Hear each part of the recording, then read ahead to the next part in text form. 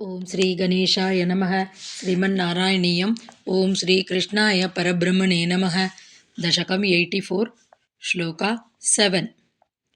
अपगत विरहव्यथाः तदाता रहसि विधाय ददाथ तत्त्वबोधम्। परमसुखचिदात्मकः अहमात्मा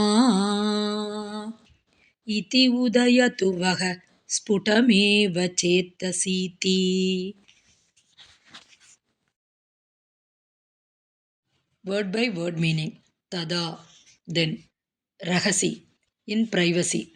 Taha, them, the gopikas. Apagata virahavyathaha, free from the pangs of separation. Vidhaya, making. Aham, paramasukha, chidatmakaha, atma. I am the supreme bliss consciousness, Brahman, the indwelling self of all beings. Iti, thus, Vaha Chetasi, in your hearts, Sputam, Eva, Udayatu, let it dawn very clearly.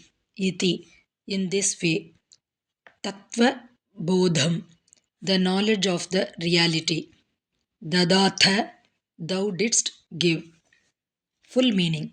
Then, in privacy, thou didst give them the knowledge of the reality by telling them, I am the supreme bliss consciousness, Brahman, the indwelling self of all beings.